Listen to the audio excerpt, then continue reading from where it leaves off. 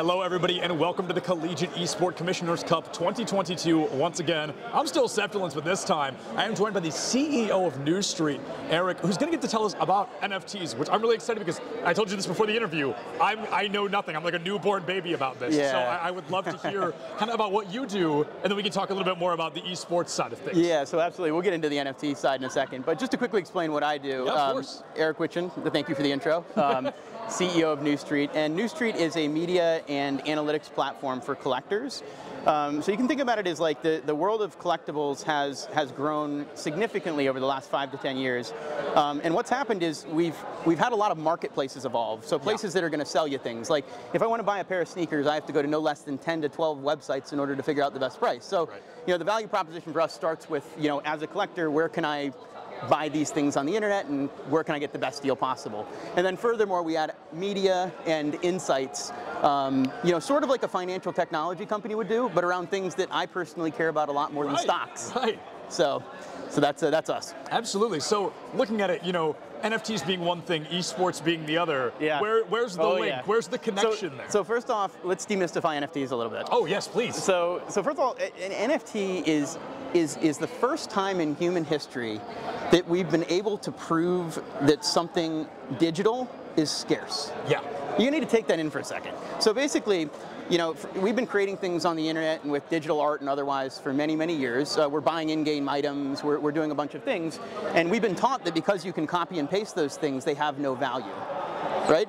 Enter the blockchain, and the blockchain allows us to be able to prove that something digital is truly owned by one particular person. Sure. So you can copy and paste that thing as many times as you want, but you don't own it. Is it like a certificate then? It's absolutely like a certificate of authenticity, certificate of ownership that could represent a digital asset or a physical asset just as equally. Right. There are people playing with this in real estate markets. I mean, so you know, collectibles, you know, is just one of the areas that this thing is interesting in. But in terms of esports, I think it connects very much to.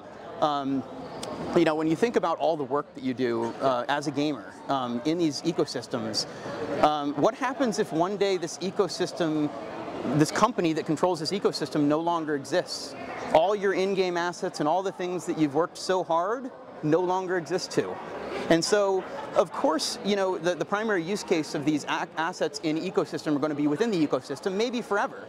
But it'd be really nice to be able to pull them out of the ecosystem, own them separately, and so if those companies are foregone, you know, go by the wayside someday, you still have these things to say, hey, I used to play this game, it was a lot of fun, and so that's really where I think the value comes in. Okay, so that's preservation of value, so to speak. Yeah, so that's a great kind of segue into the other part. You've got all these positives, so people that are looking at it, they're kind of shaking their head a little bit. They're like, oh, this is going to be damaging, this can be harmful. Of course. What is kind of the counterpoint to that, I guess? Of course. The counterpoint is that I think the misperception is these NFT games are coming to take gaming away from gamers, or the fun out of games. And the fact of the matter is that's like a lot of the current NFT gaming is more of a replacement for casino gambling than it is for anything else. Sure. I mean, these are not meant to be competitive with the games that you guys are playing here, and shouldn't be seen as such. So it's almost like two completely different industries. Okay. You know, the graphic engines and all the things that are behind the scenes on these things, they're just not there yet.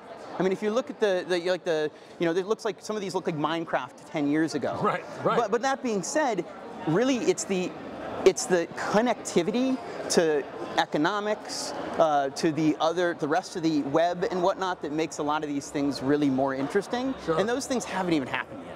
Sure, yeah, absolutely.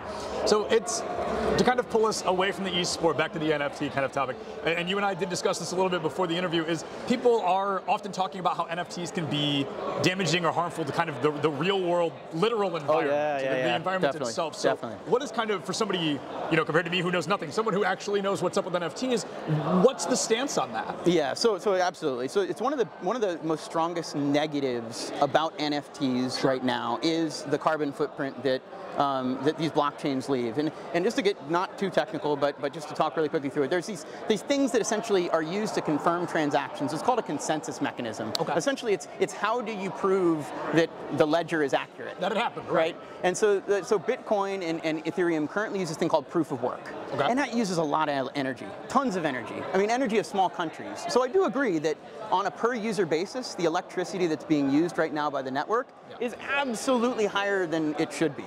That being said, Ethereum in particular is going through a change this year that's going to reduce the emissions by something like 99.5%. Wow. So it's really like, it's kind of like one of those things that is a current problem, but that problem gets solved really quickly. Right. And I sometimes question the areas that these narratives come from. Because when you think about it, right, like negative narratives tend to come from industries that don't want something to succeed. And you look at the things like crypto industries or whatnot. And there's a lot of industries that stand to lose if crypto wins. So I'll just leave it at that. But there's a lot of false narratives being perpetuated, especially around the environment. And the fact of the matter is whereas they are currently concerns, they very quickly become non-concerns. Sure. And a lot of actually the current blockchains that are being used actually already use this consensus mechanism. Okay. So really take very, very, very little power. Yeah, so I guess the question is, are you afraid that even after they fix this, the 99% goes on, Sure. Are you afraid that's going to damage the longevity of this idea, of this concept? I think that it has the potential to, right? Sure. Because we're still in the early adoption phase. Right. And so anytime you get a narrative as strong, especially environmental ones, which I am very attuned with, environmental concerns, it alienates a large group of people. So there are groups of people, that like lobbyists for all intents and purposes that are taking the counterpoint and are essentially lobbying for the crypto industry. So lobbyists everywhere, basically. Yeah, and I guess, so we've covered the NFT portion, we've covered a little bit of the gamer portion, but a gamer watching this, somebody gaming. Absolutely. Where's the benefit for them? What's the benefit of kind of the gaming NFT? Absolutely. So I would say right now, very little. I'll be honest with you. Sure. But it's coming. And where it's coming is in the ability to own these in-game items and digital objects that you worked so hard to collect, that commemorate things that you've done, things that you've won. It connects to a lot of different things, particular in esports, but also just in everyday life. Yeah. Ticketing for events is there's a lot of ticketing vendors that are moving to this as some way to keep these tickets immortalized in your wallet forever. Just that once in a while I'll find a little piece of paper that reminds me that I went to a concert in 1987, right. But generally speaking, that I don't find those that often. Yeah, absolutely. So there's a lot of really cool things, and I think that a lot of people get sort of, any nascent industry is going to have cash grabs and scams. Right. The internet had that in '99 and 2000 as well, but here we are. So, that's kind of how I think about things. Yeah, absolutely. Well, hey, thank you so much for your time. Absolutely. I know that I have learned a lot. I hope people watching have learned a lot as well, but I really appreciate all that. Thank you so much. Appreciate it.